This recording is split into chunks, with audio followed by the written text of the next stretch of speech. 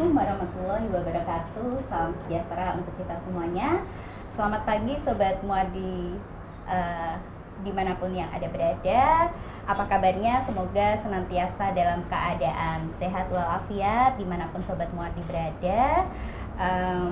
Dan semoga selalu diberikan kelancaran, kemudahan dalam aktivitasnya hari ini. Senang sekali pada pagi hari yang mendung-mendung syahdu ini ya, kita bertemu kembali seperti biasa di hari Selasa pagi. Kita bertemu dalam suatu program khusus yang diadakan oleh Rumah Sakit Umum Daerah Dr. Muardi Surakarta, yaitu acara Muardi Way. Seperti biasa, di acara ini kita akan membahas berbagai topik kesehatan yang tentunya sangat menarik dan juga menghadirkan narasumber-narasumber yang tentunya hebat dan sudah ahli di bidangnya. Sebelumnya, perkenalkan saya Dr. Atmiana, spesialis dermatologi dan venerologi yang kurang lebih 1 jam ke depan ini akan menemani sekaligus memandu acara ini. Kita akan bahas topik yang sangat menarik dan senang sekali hari ini di studio kita sudah kehadiran narasumber yang sangat cantik yang tentunya sudah sangat ahli. Hari ini akan berbagi ilmunya dan informasinya mengenai kesehatan, terutama untuk kesehatan jantung ya dok ya. Langsung saja kita sambut Dr. Pramadya Fardani, spesialis jantung dan pembuluh darah FIHA. Selamat pagi Sobat Muardi. Ya, apa kabar Dr. Pram? Alhamdulillah sehat Dr. Adni. Alhamdulillah sehat selalu ya. Oke Dr. Pram, mungkin kita kenalkan sekali lagi ya. Dr. Pram ini adalah salah seorang dokter spesialis jantung dan pembuluh darah yang saat ini berpraktek di Rumah Sakit Umum Daerah Dr. Muardi. Nah Dr. Pram, hari ini kita 1 jam ke depan nih kita akan ngobrol santai gitu ya mengenai topik yang lagi hype gitu ya, lagi happening gitu ya, mengenai bagaimana memilih olahraga untuk jantung yang sehat. Nah saat ini kan olahraga nih lagi happening ya, banyak sekali olahraga gitu ya, berbagai macam olahraga. Tentunya kita semua sudah tahu gitu ya, ada hubungan memang antara olahraga dan kesehatan, bahwasanya dengan berolahraga itu pastinya dapat memberikan banyak manfaat untuk kesehatan kita. Namun mungkin di sini kita juga atau Sobat Muardi mungkin pernah mendengar atau membaca adanya berita gitu ya, kejadian adanya orang yang meninggal atau terkena serangan jantung pada saat kita berolahraga. Nah nanti akan dibahas gitu ya, bagaimana sih sebenarnya tips memilih olahraga yang tepat, sesuai dan aman untuk kita gitu ya. Oke, sebelumnya mungkin izin saya sapa dulu kembali Sobat Muardi semuanya yang sudah bergabung di IG, kemudian di Facebook dan juga YouTube Rumah Sakit Dr. Muardi. Terima kasih sudah bergabung, selamat berpartisipasi. Untuk Sobat Muardi semua yang akan memberikan pertanyaan seputar olahraga dan kesehatan jantung, silahkan menuliskan pertanyaannya pada kolom komentar yang ada pada Instagram maupun Facebook gitu ya. Baik, langsung saja kita mulai ya dok ya. Mungkin sebagai awalan Dr. Pram bisa menjelaskan gitu, apa saja sih dok sebenarnya peranan dari olahraga untuk kesehatan, terutama kesehatan jantung kita. Efek-efek apa saja gitu yang bisa kita dapatkan yang terjadi pada jantung kita dengan kita berolahraga. Terima kasih Dr. Adni. Ya, jadi Sobat Muardi, seperti yang kita tahu, kalau olahraga itu merupakan salah satu dari beberapa dari healthy lifestyle. Nah, jadi olahraga itu bila kita melakukan dengan benar sesuai dengan nanti akan saya jelaskan ya, olahraga seperti apa, itu tuh dia akan menurunkan oksidatif stres di tubuh kita, sehingga membuat ya sebagai salah satu anti radikal bebas juga lah. Nah cuma memang yang perlu diketahui bahwa olahraga tuh nggak asal olahraga loh. Ternyata olahraga itu nanti kita akan diskusi bagi antara untuk yang healthy people dengan olahraga pada pasien dengan riwayat jantung.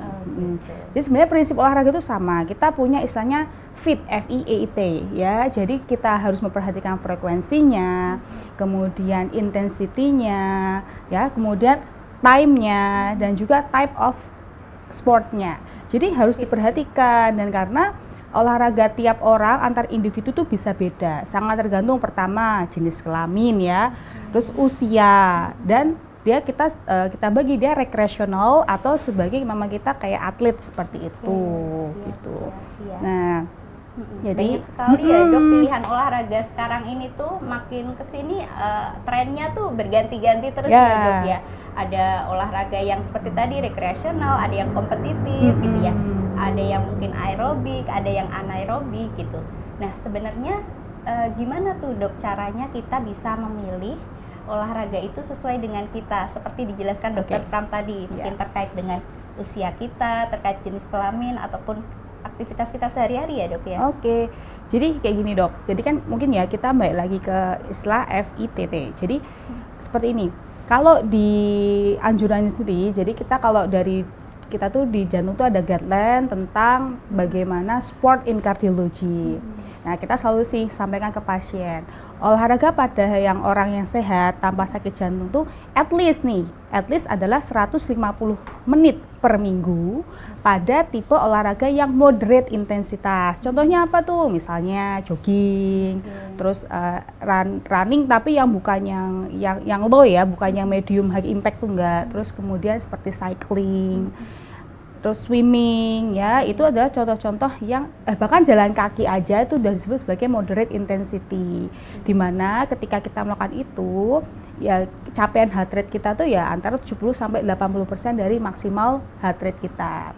Nah, kalau misalnya dia yang seperti vigorous ya, misalnya ya yang lebih ekstrim, misalnya yang kayak lari yang kayak maraton, terus atau misalnya sepeda yang dengan climbing gitu 75 menit per minggu. Nah, itu at least-nya ya, di mana kita nanti bisa mengevaluasi dan meningkatkan. Kalau yang aerobik bisa sampai 300 menit per minggu.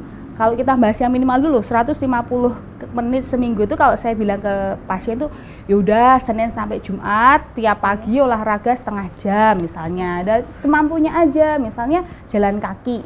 Tapi setengah jam itu namanya kita olahraga itu enggak ya 5 menit berhenti ya. Prinsipnya adalah kita continue dan repetitif ya. Jadi simple thing aja seperti itu. Kemudian yang penting juga adalah, nah ini yang mungkin kita sering lupa ya, adalah tentang heart rate, denyut jantung kita ya. Kadang ngoyo rasanya, tapi masih muda-muda nih ya. Yang masih muda-muda olahraga ngoyo tiba-tiba denyutnya udah wah kayak gitu ya. Itu yang memang jadi nanti bikin destroying effect seperti itu. Seperti mungkin banyak kita dengar gitu ya, mungkin Sobat Muardi pernah dengar berita gitu ya, ada kejadian serangan jantung gitu ya, atau bahkan sampai meninggal dunia pada saat olahraga gitu. Mungkin banyak yang kepo juga nih dok, sebenarnya kenapa sih dok bisa terjadi seperti itu gitu, dan hal-hal apa saja gitu dok yang harus selalu kita waspadai, kita pantau gitu dok saat berolahraga. Yang pertama adalah sadar umur ya. Misalnya nih, ini kita kan golongan yang masih muda-muda ya dok, 30 lah katakanlah ya dok ya. Jadi kita itu ada hitungan maksimal usia heart rate ya. Sesuai usia itu adalah ada rumusnya nih, 220 minus usia. Contoh kita usia 30 biar ngitungnya gampang aja ya dok ya. Atau enggak 20 aja dok, 20. Berarti kan maksimal heart rate kita itu adalah 200. Itu yang paling maksimal itu masuk ke zona 5. Jadi kalau olahraga tuh zona heart rate itu dibagi 5 dok. Nah, jadi yang kalau zona 4 sampai 5 tuh udah zona orange ke merah. Artinya kita nggak boleh sering-sering olahraga dengan heart rate di zona itu. Karena lebih akan menyebabkan anaerob metabolisme sehingga penumpukan laktanya lebih cepat.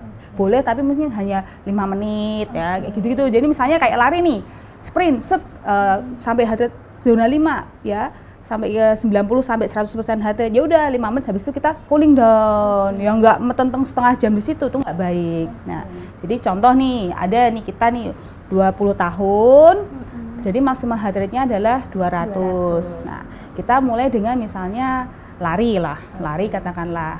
Nah, kan nanti paling gampang sebenarnya kan sudah teknologi itu udah maju, ada smartwatch ya, kita bisa lihat denyut jantung kita. Semisal, oh ini kok udah di warning jadi kadang kalau kita settingan kita masukin umur nih, mereka akan ngasih peringatan. Oh ini udah di zona 4, zona 5, ya udah kita turunkan speed kita, jangan ngoyo seperti itu. Itu ya, jadi yang paling penting itu adalah heart rate.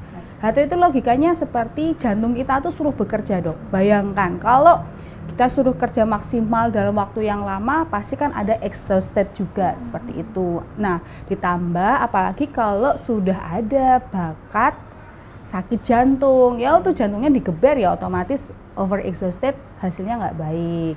Seperti itu.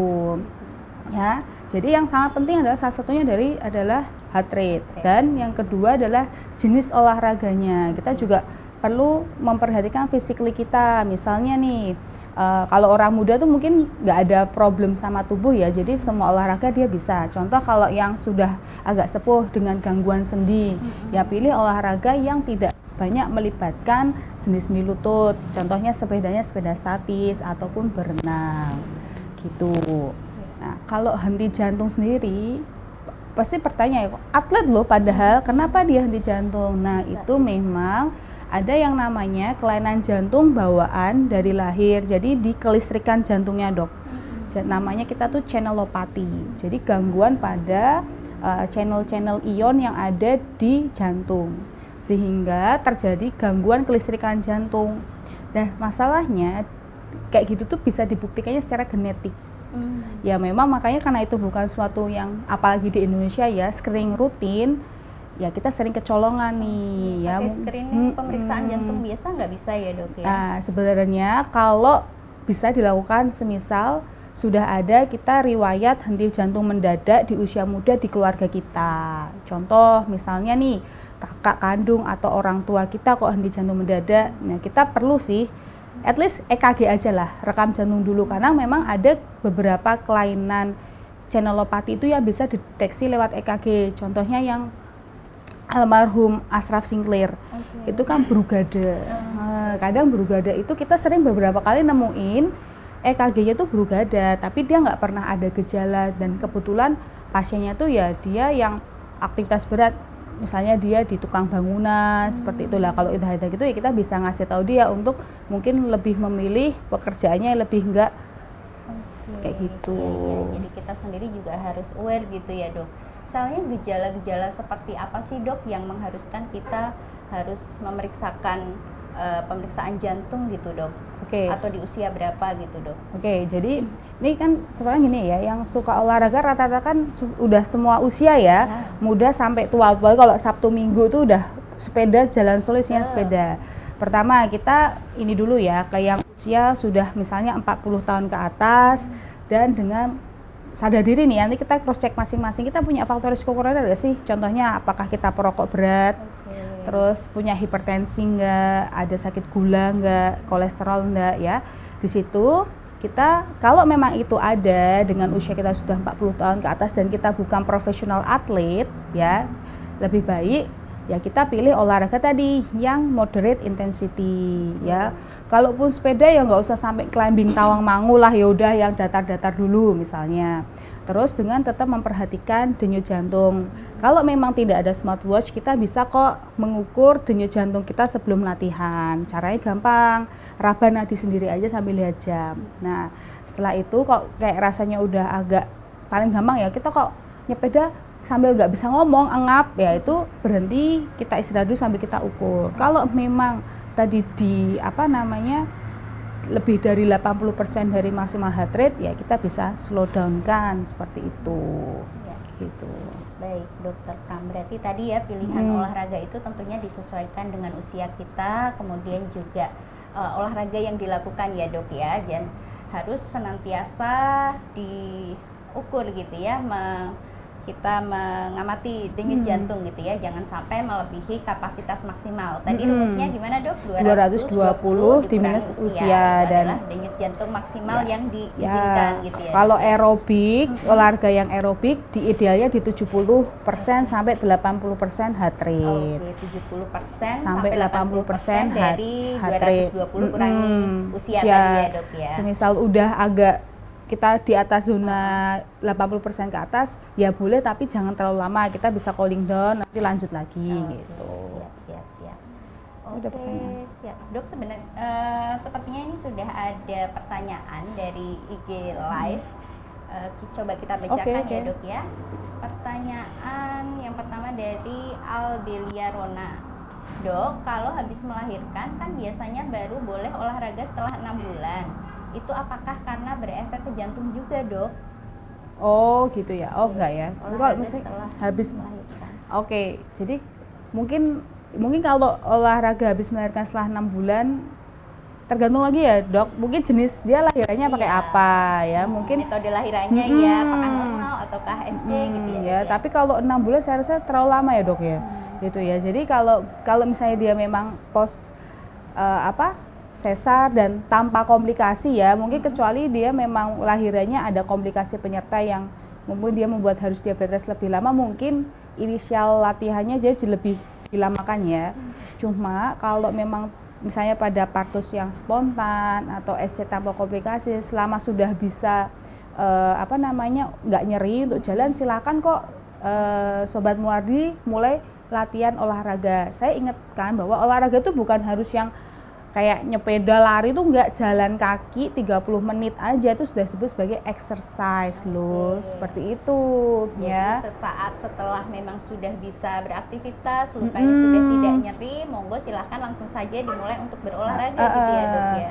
Gitu, jadi bukan lebih, mungkin alasan 6 bulannya karena berefek ke jantung tuh mungkin ada kasus nih dok, mungkin ya ada ibu-ibu dengan namanya peripartum kardiomiopati. Jadi kayak istilahnya gagal jantung yang diakibatkan oleh keracunan kehamilan ya. Jadi memang jantungnya tiba-tiba bengkak atau fungsi pompanya turun terkait kehamilan. Nah, memang kita biasanya observe dulu di situ sampai 6 bulan kita obat rutin.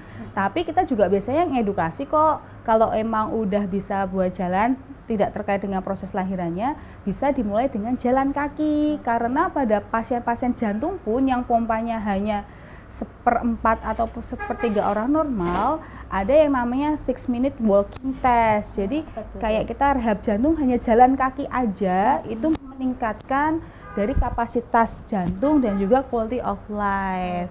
Jadi orang-orang sakit jantung pun juga tetap olahraga, cuma sekali lagi kita pilihkan jenisnya, frekuensinya, durasinya, dan intensitasnya. Seperti menarik itu. nih dok, mengenai olahraga pada orang jantung nih dok ya. Kita lanjut ya dok, mungkin ada juga berapa dari Sobat Muardi di sini ya yang sedang berjuang atau ada dalam pengobatan penyakit jantung gitu ya. Sebenarnya olahraga yang seperti apa nih Dokter Pram yang dianjurkan atau direkomendasikan untuk orang-orang dengan penyakit jantung gitu dok? Oke, olahraga yang dianjurkan ya? Ya. Oke. Jadi gini, kita kalau prinsipnya kita lihat dulu sakit jantungnya apa ya. Kalau misal dia pernah dipasang ring, kita cek dulu sumbatannya itu apakah sudah dipasang ring semua atau belum ya. Kalau memang dia istilahnya kita complete reverse itu istilahnya semua sumbatannya sudah ditangani, biasanya kita ada entry testnya dulu dok.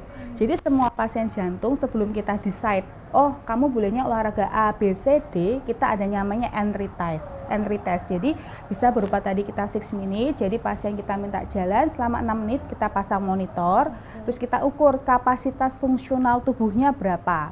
Atau pada pasien-pasien yang dengan koroner dan sudah complete reverse istilahnya, kita bisa melakukan treadmill test. Bahkan pada pasien pos bedah jantung dok, ya. Jadi setelah rehab selesai kita ada tes untuk, oh ini persepan, oh ini si pasien A habis bypass ya bedah jantung, kita tes, oke, kemampuannya misalnya 5 match. Nanti kita cocokkan, oh olahraga yang bisa dilakukan dengan kapasitas misalnya 6 match itu apa? Misalnya nih, jogging, misalnya 4 kilo dalam sepeda 4 kilo dalam 30 menit ataupun jogging 2 kilo dalam 30 menit. Itu nanti kita emang ada panduannya. Jadi khusus pasien-pasien dengan riwayat sakit jantung harus kita lakukan entry test dulu untuk menentukan resep latihan yang paling tepat ada apa. Jadi harus dites dulu.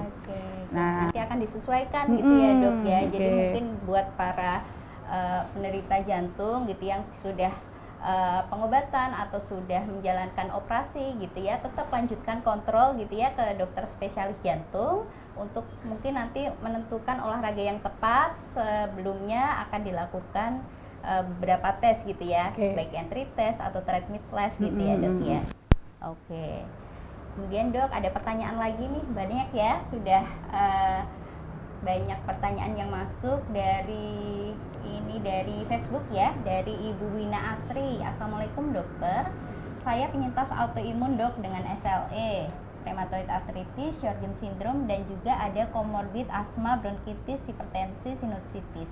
Saya sudah rutin ikut senam asma di klub senam di sebuah rumah sakit dan saya ada riwayat aritmia jantung nih dok.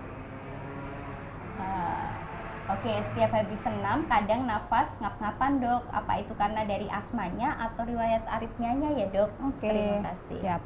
Baik, ini Mbak Wina itu kayak sobat setia ya, Muardiwa ya, selalu ya, ini bagus nih, selalu dia mau update ilmu tentang kesehatan. Jadi gini Mbak Wina, kalau untuk bedain apakah dia engapnya karena asma ataupun karena aritmia, seperti saya bilang, sebenarnya before dan after olahraga kita bisa melakukan pengukuran nadi sendiri, yaitu ya tadi misalnya nih Mbak Wina sebelum olahraga meraba nadi dalam semenit, itu adalah sebagai resting atau baseline heart rate. Misalnya baseline heart rate-nya di 70, Mbak Wina misalnya usianya 40, berarti kan 180 maksimalnya, 80%-nya adalah sekitar 128, 130 lah ya.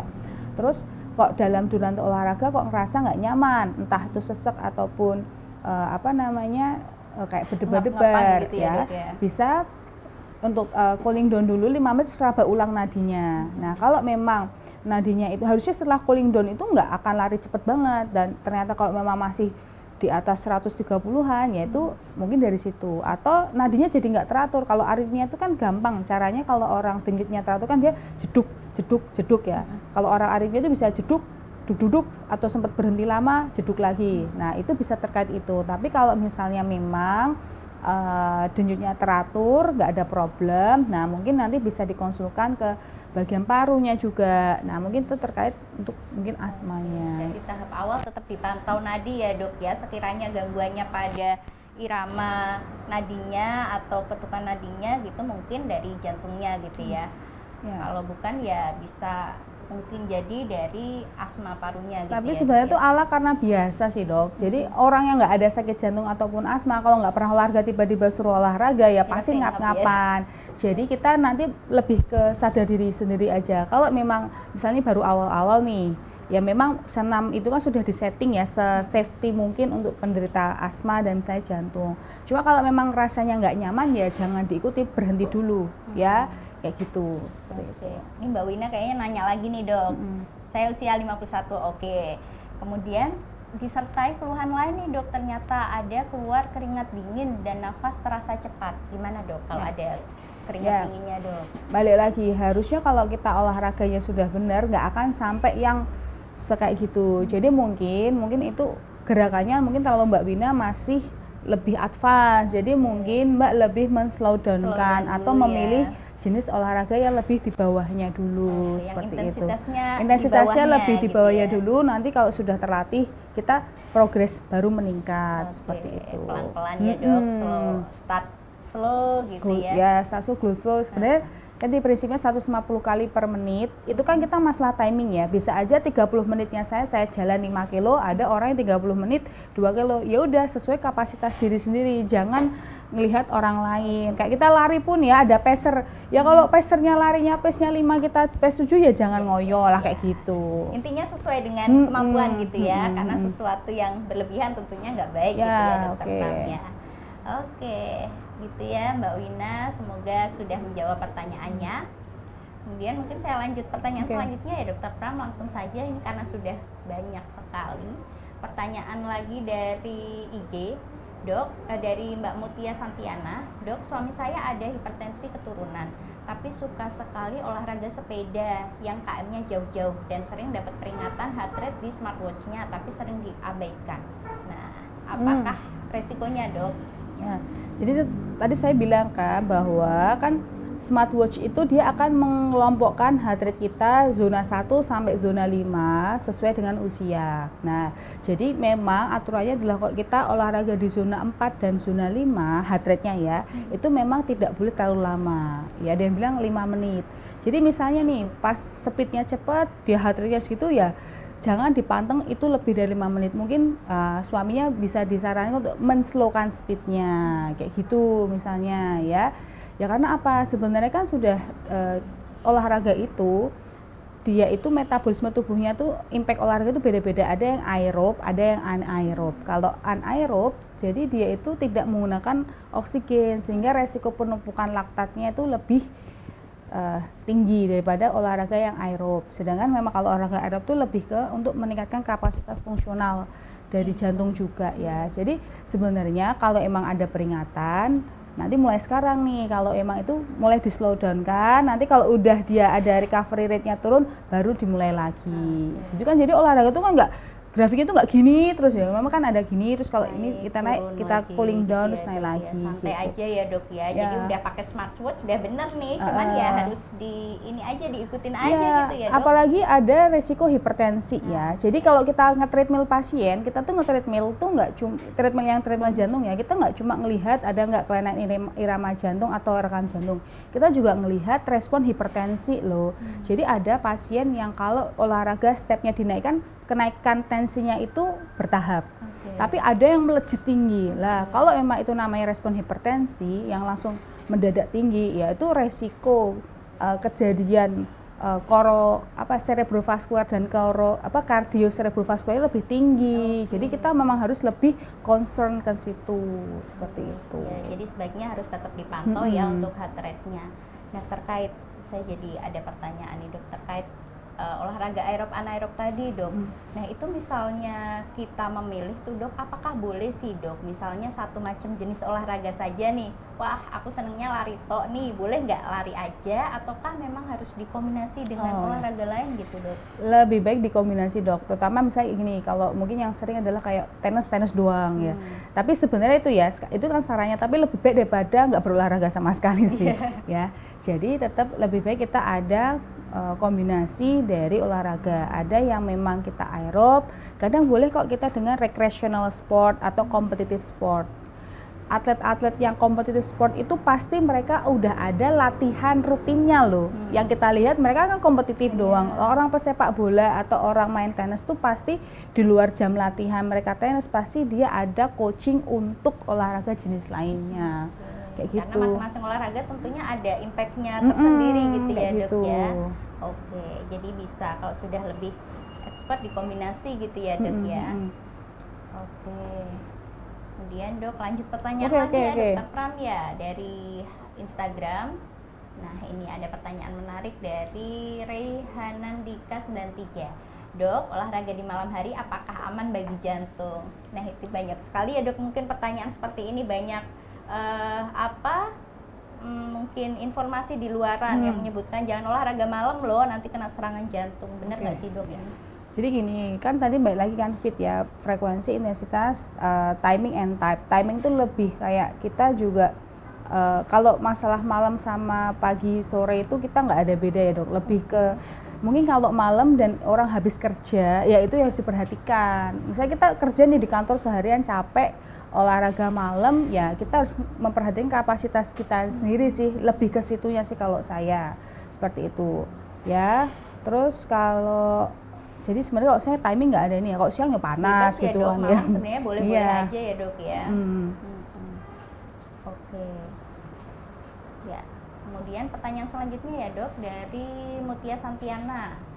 Apakah olahraga sepeda seminggu sekali tapi puluhan kilo aman, sementara tiap hari tidak pernah olahraga rutin? Gak apa-apa, itu kan idealnya memang kalau kita yang jadi kan ada yang moderate intensity sama vigorous ya. Kalau moderate intensity itu tadi memang anjurannya 150 menit seminggu ya, kita bisa ganti frekuensi 3-5 kali seminggu, atau 75 menit pada yang vigorous activity. Kalau memang dia sepedanya yang jauh dengan speednya yang dia bukan masuk moderate lagi, yang penting 75 menit seminggu sih dok. Oke, gitu. Ya dok. Oke, sambil menunggu pertanyaan, sudah ada lagi ya ini ya. Kita lanjutkan dulu ya pertanyaan dari Instagram dari Mbak Mega Pristia. Dok, tiap hari saya selalu di jalan di lingkungan kantor lebih dari 30 menit, tapi pakai pantofel, jadi kurang nyaman di kaki. Apakah itu bisa disebut olahraga, dok? Oke, 30 menitnya itu maksudnya ke kantornya itu dia pakai berhenti-berhenti nggak ya? Ya kalau memang kita kan prinsipnya kayak continue dan repetitif. Jadi kalau misalnya ini dari ruang A ke B 5 menit ngobrol 5 menit terus ya itu enggak itu ya. Bukan bukan. Ya. Jadi kita memang kalau bisa 20 menit sampai 30 menit non-stop. Secara kontinu ya. Continue. Jadi kalau anggaplah ini jalannya 30 menit terus-menerus ya Nah. oke lah bisa disebut olahraga gitu ya, Dok Nah, ya. jadi kalau mau pakai apapun terserah, yang penting nyaman ya, kayak gitu.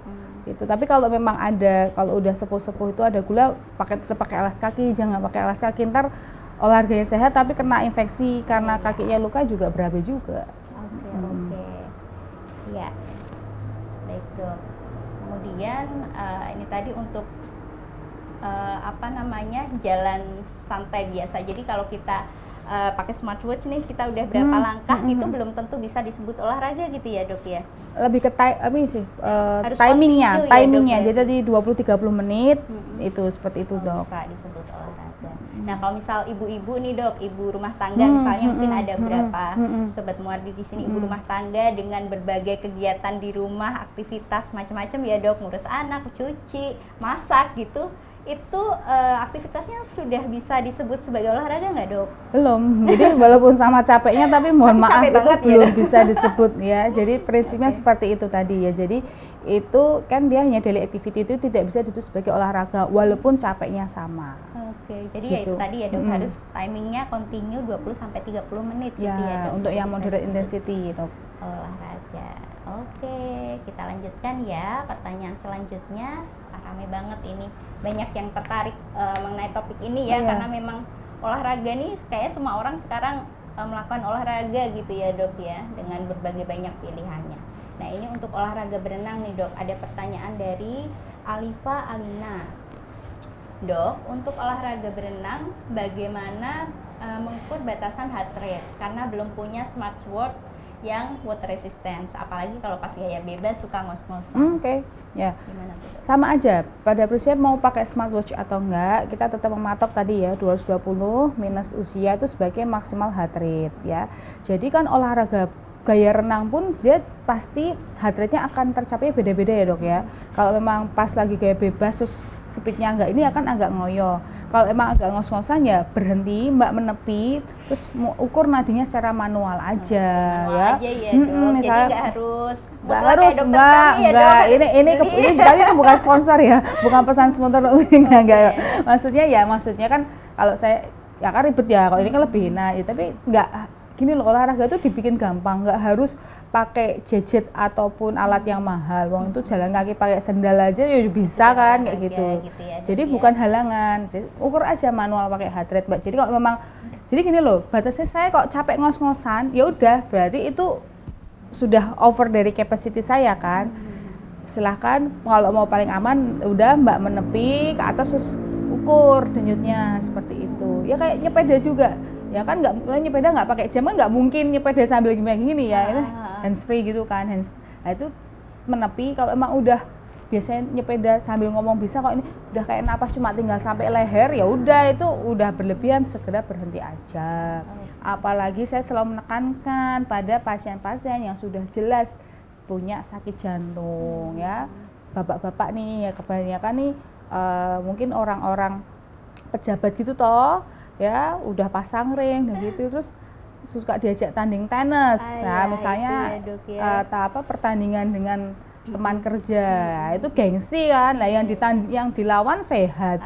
Itu jangan ngoyo seperti itu. Kalau udah mulai nggak nyaman, jadi pada sobat-sobat Muardi yang memang ada riwayat sakit jantung, segera hentikan olahraga bila ya satu dadanya nggak nyaman, bisa seperti dada ditindih, terus atau rasa tercekik ya, atau memang nafasnya udah kayak rasa tenggelam, itu segera dihentikan aja ya, jangan diteruskan seperti itu ya. Ya itu ya Sobat Muardi semuanya yang harus diperhatikan apabila kita berolahraga.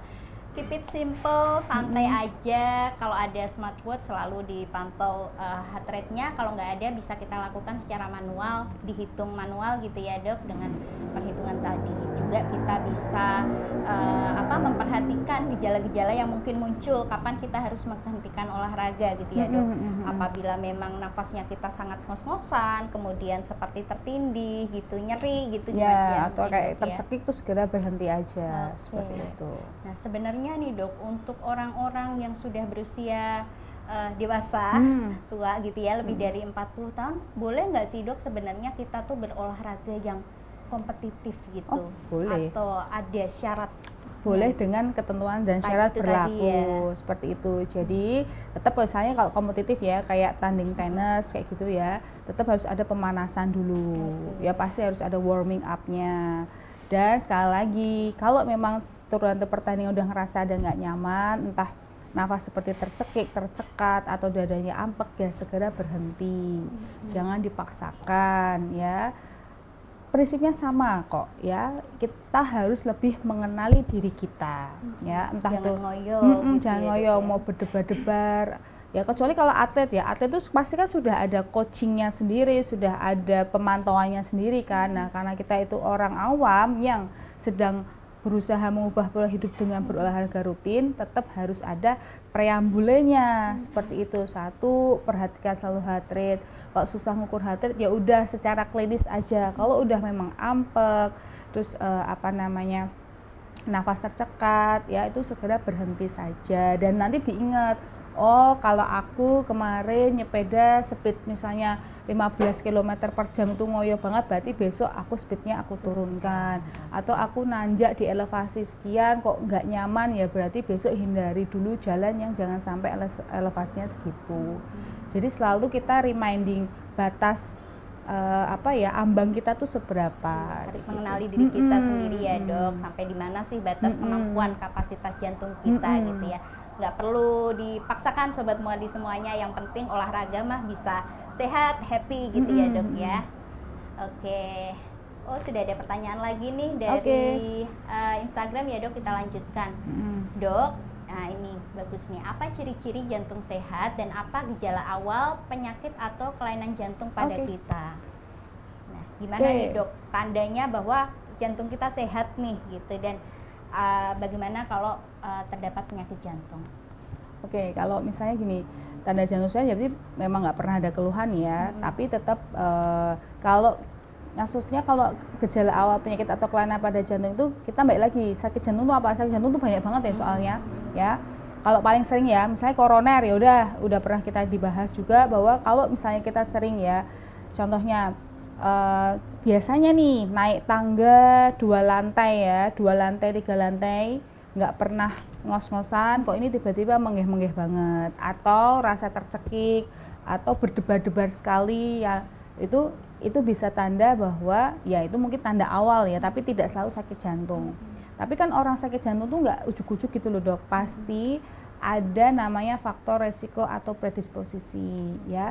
Semisal nih kita nggak pernah ada tensi tinggi, sakit gula semua nggak ada, terus kok tiba-tiba kita menggeh-menggeh, ya itu bukan selalu sakit jantung, bisa aja kita terlalu over exercise-nya kita, misalnya naik tangganya kecepatan, misalnya keburu-buru gara-gara dipanggil bos atau gimana kayak gitu. Harus ya dilihat juga ya dok, berarti apakah ada faktor resikonya apa enggak gitu, seperti tadi hipertensi, penyakit gula termasuk di situ ya dok ya, obesitas dan sebagainya gitu. Oke. Dan untuk memastikan nih dok, apakah jantung saya benar-benar sehat nih atau tidak, untuk screening gitu kira-kira apa dok yang bisa kita kerjakan dok? Paling gampang screening dari rekam jantung, tapi kan EKG itu atau rekam jantung kan saat resting ya, saat resting, jadi ya saat jantung nggak dibebani apapun. Kalau memang mau namanya treadmill test, jadi kalau kita medical check up kayak gitu, salah satunya adalah di treadmill test. Di treadmill test itu kita diminta beraktivitas tapi dengan memonitor dari rekam jantung kita. Di situ dengan treadmill test itu kita akan ngerti satu, kemampuan kapasitas fungsional kita seberapa. Terus kita ada nggak sih potensi kayak hipertensi, namanya respon hipertensi. Ada nggak sih kelainan irama jantung yang dicetuskan oleh exercise seperti itu, atau kira-kira ada nggak sih gambaran ke arah sumbatan koroner seperti itu. Jadi gampang dok, ada loh, walaupun sama-sama namanya aritmia jantung, dia ada loh yang hilang dengan aktivitas, tapi ada yang justru bertambah banyak dengan aktivitas. Nah, perlakuannya akan beda, sama-sama nih, mungkin pernah sering dengar irama jantungnya melompat atau kayak VES ya. Bukan berarti semua orang dengan VES itu nggak boleh olahraga. Justru ada yang ketika dia dengan olahraga hilang ya, karena di istilahnya kayak di superimpos di ini ya, istilahnya di superimpos sama heart rate dia sendiri. Tapi ada beberapa orang yang ketika dia olahraga, kelainan irama jantungnya masih sering muncul. Lah itu yang abnormal, yang meningkatkan resiko henti jantung mendadak yang sering terjadi, yang pada mungkin kita sering dengar orang tiba-tiba meninggal saat olahraga seperti itu. Itu kadang yang kita tidak sadari ya dok, itu nggak bisa ketahuan sebelum kita periksa ya dok ya? Bisa sih sebenarnya, kan gini loh, kan kita tuh kan sehari-hari bisa ngerasain Merasakan denyut ya. Kok denyutnya kok kayaknya berhenti, lompat, berhenti, itu jangan Badan nggak ditunda-tunda. nyaman, deg-degan, denyutnya, Ya. iramanya nggak teratur gitu ya dok? Oke, siap dok. Ya, apabila memang sudah ada klinis ke arah sana, denyut nadinya tidak teratur, kemudian sering ada rasa nyeri, ngos-ngosan, mudah lelah gitu ya, tidak ada salahnya ya dok ya. Harus untuk cek dulu, melakukan kita cek screening. dulu, kita pastikan dulu. Oke, apabila ragu boleh langsung datang periksa ke dokter spesialis jantung terdekat Dekat, gitu ya oke. dok ya, untuk memastikan. Oke, baik dokter Pram, kita lanjut pertanyaan Oke. lagi ya dok ya. Ini masih ada, saya geser di Facebook. Ada pertanyaan dari Ibu Ta'aliyah Nurul Islami. Dok, kalau jantung iskemia itu seperti apa ya? Mohon gambarannya. Dan kalau penyebabnya hipertensi itu apa bisa disembuhkan atau dinormalkan kembali? Oke, jadi kalau iskemia itu intinya adalah ada ketidakseimbangan antara suplai atau pasukan oksigen dan permintaan oksigen oleh otot jantung.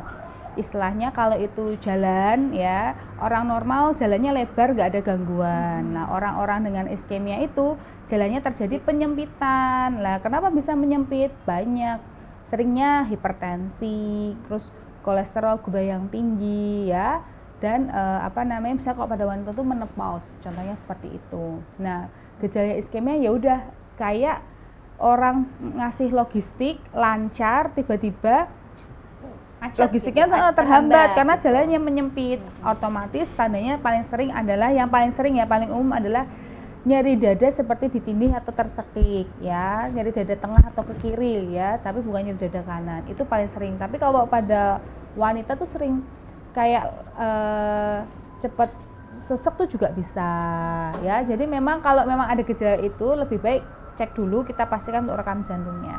Oke. Seperti itu. Nah, ini pertanyaan selanjutnya, kalau penyebabnya hipertensi dok bisa disembuhkan atau dinormalkan kembali nggak Oke, dok? jadi kalau sudah tahu penyebabnya itu hipertensi ya kontrol tensinya. Otomatis dengan tensi terkontrol, progres atau penambahan penyakitnya itu akan berkurang, akan melambat seperti Lambat itu. progresivitasnya ya dok ya. Jadi kalau memang sudah ketahuan ada hipertensi ya sebaiknya kontrol rutin gitu ya Bu ya ke dokter untuk selalu dilakukan pemantauan dan tentunya melakukan pengobatan ya dok ya, supaya resiko keparahan jantungnya tidak lebih parah gitu. Oke, kemarin di aplikasi BPJS diagnosisnya diagnosis adalah saja ya, Dok. hipertensi. Ya, oke. Diagnosis aja. Siap, gitu ya. Kemudian pertanyaan selanjutnya nih dok dari Instagram dari Ibu Suksmanandita. Dok, sebelumnya saya sering olahraga terus, saya merasakan jantung berdebar-debar. Kenapa ya dok? Apa olahraga yang sekiranya aman untuk kondisi saya? Otomatis kalau olahraga jantungnya berdebar-debar.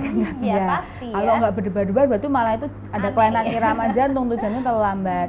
Nah, yang Mbak Suksmanandita harus tahu adalah apakah berdebar-debarnya itu masih range normal atau enggak. Oke, Makanya gimana tadi tuh, Dok, balikin bedanya? lagi ke rumus yang tadi tuh ya. Kalau misalnya tadi misalnya nih harusnya maksimal di 180 nih. Berdebar-debar, udah istirahat, recovery ya 5 menit 10 menit masih berdebar-debar terus, lah itu berarti nggak baik, nggak normal. Tapi kalau ternyata dengan recovery menurun, misalnya saat puncaknya 150 kali per menit, terus habis itu dengan istirahat 5 menit turun sampai 20% ya, 10 sampai 12 sampai 20%, ya udah itu masih batas normal sebenarnya.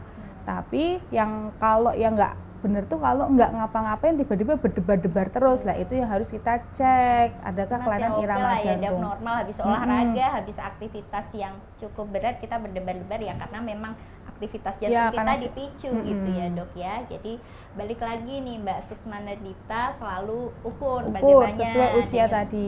jantungnya gitu, apakah normal. Kalau normal itu berarti nanti setelah kita istirahat dia agak turun ya dok Ya, ya? harusnya turun. Jadi misalnya nih kita tadi 160, tiba-tiba kita ini terlalu cepet nih di atas zona saya. Terus kita cooling down, misalnya melambatkan, kalau lagi sepeda ya dilambatin, ya nanti kan otomatis dia akan menurun gradual. Kayak gitu. Kalau masih udah 5 menit kok masih segitu, ya berarti itu something wrong. Oke, ya itu ya cukup jelas ya. Kemudian lanjut pertanyaan selanjutnya dari Mbak Fitri Setia 21. Nah nih dok, apakah sakit jantung itu bisa dari asam lambung? Nggak Nih, dok, bisa. yang sering kita bingung juga nih kadang dok, ada nyeri di dada kiri gitu. Gimana sih dok sebenarnya bedainnya juga? Oke, sakit jantung dan itu kenaikan asam lambung ya dok biasanya? sakit jantung itu tidak bisa disebabkan oleh asam lambung, tapi ada persarafan di lambung yang juga ada di jantung. Sehingga pada beberapa orang yang serangan jantung gejalanya mirip gejala sakit lambung. Tapi sekali lagi kita harus ingat kita tuh umur berapa sih ya. Kalau misalnya wanita masih 20 tahun nggak ada faktor resiko jantung, terus tiba-tiba ngerasa sakit lambung, ya jangan langsung mikir itu jantung. Akan beda perlakuannya kalau yang mengalami keluhan itu adalah kayak orang sudah wanita atau usia tua dengan diabetes atau stroke. Nah, kita gitu harus ya, lebih overestimate, jangan jantung mimicking atau mirip seperti itu. Tapi kalau sakit jantung karena asam lambung nggak bisa ya, bukan. Cuma memang sarafnya ada yang sama ya. Jadi kadang gejalanya mirip. Kayak gitu. Ya. Oke, gitu ya. Kemudian lanjut lagi ya dok, langsung ya, ini masih ada beberapa pertanyaan dari Gia Soraya 88. Dok, suami saya punya kebiasaan minum kopi dulu sebelum olahraga. Apakah itu aman dok untuk kesehatan, terutama untuk jantungnya? Kalau kopi itu kan sih kafein ya, dia memacu denyut jantung juga sih ya. Jadi kalau dengan ngopi sebelum olahraga, mungkin jadi jantungnya lebih terpacu lebih cepat. Berarti mungkin mencapai denyut jantung yang tadi maksimalnya akan lebih cepat juga sih, seperti itu. Ya, dan terlepas lagi kalau kopi itu ya kita lihat dulu dia kopinya komponennya ada tambahannya atau enggak. Dan kopi sachet yang gulanya ya, banyak gitu itu ya. yang bikin nggak sehat sih ya. Gitu. Jadi boleh ya dok ya? Boleh-boleh aja, tapi ya otomatis itu membuat jantungnya tuh lebih kayak didoping ya, lebih cepat karena memang ada efek dari kafeinnya. Tapi yang perlu diperhatikan mungkin kopinya kopi hitam tanpa gula gitu ya dok ya. Dan memang nggak ada faktor resiko koroner juga ya, harus hati-hati kalau seperti itu. Oke, boleh-boleh aja ya dok ya. Oke, mungkin satu pertanyaan lagi ya, ini dari karena waktu juga sudah hampir habis. Pertanyaan dari Instagram dari Marlise Panjaitan. Dok, bulan lalu ada teman saya yang lari, kemudian muntah-muntah, pingsan, dan akhirnya berpulang. Apakah itu serangan jantung, dok? Oke, jadi itu namanya henti jantung mendadak ya. Ya, jadi dia tiba-tiba ada keluhan, bisa seperti nyeri dada ataupun tiba-tiba pingsan terus meninggal. Nah, orang henti jantung mendadak sekali lagi bisa karena tadi serangan jantung atau orang bilang itu sumbatan koroner ya. Atau yang kayak sering pada orang atlet-atlet itu karena ada kelainan bawaannya itu aritmia jantung ya. Biasanya kita lihat dulu sih almarhumnya itu usia berapa. Kalau memang masih muda, sangat mungkin banget namanya itu adalah kelainan kelistrikan jantung atau aritmia, channelopathy. Nah, kalau itu memang terjadi masih pada usia muda, lebih baik dilakukan screening pada keluarga terdekat. Ya kan. Udah ketahuan nih ya dok, ada channelopathy, sebaiknya keluarga juga di screening. Terutama gitu, yang first degree relatifnya. Misalnya kalau ya ini kebetulan dia kakak ya, ya adiknya, terus ya kita harus cek apakah ada memang potensi ke sana. Tapi kalau memang yang usianya memang usia yang sudah ya middle age, kayak memang usia-usia koroner dan dia punya faktor risiko koroner, ya kemungkinan besar memang henti jantung mendadaknya disebabkan oleh serangan jantung atau jantung koroner itu. Gitu. Nah, tadi dok, untuk mungkin keluarga yang memang ada riwayat keluarga yang memiliki penyakit jantung gitu dok, itu apakah juga aktivitas olahraganya tertentu gitu dok, atau sesuai dengan disamakan dengan orang yang memiliki penyakit jantung gitu, atau gimana dok? Jadi kita harus ngerti dulu, misalnya ayahnya sakit koroner ya, misalnya udah jelas serangan jantung, tapi usianya masih muda dok, misalnya kurang dari 50 tahun pada laki-laki, atau ibunya kena serangan jantung koroner kurang dari 45 tahun. itu artinya itu ada namanya bakat atau family history secara genetik. Ya, berarti anaknya itu udah punya satu faktor risiko, ya. Jadi harusnya anaknya itu melakukan screening, mencari faktor risiko lainnya. Kalaupun memang ada, otomatis olahraganya kita akan sesuaikan. Seperti itu. Tapi kalau aman, ya balik lagi kita olahraga berlaku seperti orang normal, orang sehat pada umumnya. Nah, misalnya juga tadi tiba-tiba yang meninggal mendadak di usia muda saat olahraga, ya kita berpikir itu adalah kelainan aritmia jantung, ya kita harus melakukan screening, benar-benar screening pada keluarga dekatnya, jadi kakak kandungnya, adik kandungnya, orang tuanya, untuk mencari tahu ada gak, itu kan genetik tuh dok, ya entah itu diturunkan juga atau kena ke saudara lainnya. Kalau emang itu terbukti ada, ya pasti kita akan atur aktivitas apa, tergantung sih jenis aritmia yang mana, untuk menentukan aktivitas yang baik untuk pasien. Oke, Gitu. nah itu tadi ya Sobat Muardi, mungkin bagi Sobat Muardi di rumah yang memiliki riwayat keluarga dengan penyakit jantung, maka sebaiknya juga diperiksakan gitu ya, sehingga nantinya bisa kita deteksi lebih dini gitu ya, dan kita berikan rekomendasi aktivitas maupun olahraga yang sesuai gitu ya dokter Pram ya. Ya dok, saya memang pernah ada pengalaman, kebetulan dapat di usia 13 tahun. 13 tahun otot jantungnya tuh menebal, nggak pada umumnya, nggak seperti umumnya. Kalau kondisi kayak gitu kan dia resiko henti jantungnya sewaktu-waktu loh, walaupun dia masih 13 tahun. Kita melakukan screening pada kakaknya yang berusia 17 tahun dan terjadi sama juga ternyata. Walaupun orang tuanya nggak ada, ya mungkin dari kakeknya kayak gitu. Nah, nah dengan begitu kan kita bisa deteksi lebih dini gitu ya. Harapannya kita bisa mencegah terjadinya serangan jantung atau penyakit jantung yang lebih berat pada keluarga tersebut gitu ya dok ya. Oke, mungkin karena waktunya juga sudah hampir habis, satu pertanyaan lagi ya dok ya, masih ada dari Instagram dari Windia Pitaloka. Dok, izin bertanya, apa betul hipertiroid juga bisa membuat jantung berdebar-debar? Ya. Betul Mbak Windia Pitaloka. Justru salah satu gejala paling sering hipertiroid adalah orang dengan berdebar-debar. Jadi kadang ketahuan hipertiroidnya dari jantung dulu, karena keluhannya dia berdebar-debar, masuk ke jantung. Biasanya kita kalau dari jantung, kita lihat nih loh, kok memang denyutnya tahu cepat, kita harus pastikan ada nggak kelainan hormon tiroid, karena yang tersering penyebabnya adalah kelainan hormon tiroid. Jadi memang benar sekali. Ke jantung dulu gitu ya. Ketahuannya karena kelainan irama jantungnya dulu, baru kita cari tahu sebabnya. Ini kan kayak akibat aja nih, sebabnya apa? Salah satu yang pasti kita nggak boleh lupa untuk cek adalah kelainan hormon tiroid. Jadi dan itu memang benar ya dok ya, hipertiroid salah satu tandanya memang jantung yang berdebar-debar, disertai juga gejala lain gitu ya, berkeringat, mudah penurunan berat badan gitu ya dok ya. Oke, baik, sepertinya sudah banyak sekali ini tadi dok pertanyaan dari Sobat Muardi yang sudah kita jawab, sudah dijawab juga oleh Dokter Pram. Oke, untuk hasil rekaman live streaming hari ini bisa dilihat kembali oleh Sobat Muardi melalui Facebook, kanal YouTube RSUD Dokter Muardi. Oke, jangan lupa untuk selalu like, follow, subscribe, dan juga share di media sosial Sobat Muardi semuanya. Baik dok, ini sebagai penutup nih Dokter Pram, mungkin ada closing statement yang mau disampaikan untuk Sobat Muardi semuanya? Ya, intinya Sobat Muardi semuanya jangan pernah takut untuk berolahraga ya. Yang perlu diperhatikan adalah satu, jenis olahraganya. Pertama kita harus lihat dulu kita usia berapa, jenis kelamin, adakah kelainan atau penyakit lain yang mendasari ya. Terus yang kedua adalah untuk olahraga yang moderate, intensitas moderate seperti jogging, jalan kaki ataupun sepeda yang santai, memang kita anjurkan setidaknya 150 kali menit seminggu. Bisa dijadwalkan misalnya 3 sampai 5 kali seminggu, masing-masing 20 sampai 30 menit. Ya, dan itu peningkatannya bertahap dan selalu memperhatikan denyut jantung kita dengan tadi kita harus patokan 220 minus usia. Jangan pernah, walaupun olahraga itu baik, kalau kita over exercise juga tidak baik, seperti itu. Ya, prinsipnya olahraga sesuai dengan kemampuan kita ya dok ya. Baik, terima kasih banyak Dokter Pram. Hari ini sudah hadir di sini, sudah memberikan banyak sekali ilmu dan infonya untuk kita semua. Semoga dapat bermanfaat untuk kita semua.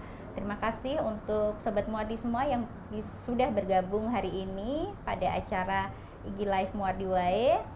Terima kasih, saya sebagai host mengucapkan mohon maaf apabila ada kesalahan dalam memandu acara ini. Sampai jumpa di acara Muardi Way Selasa depan. Assalamualaikum warahmatullahi wabarakatuh. Sampai jumpa.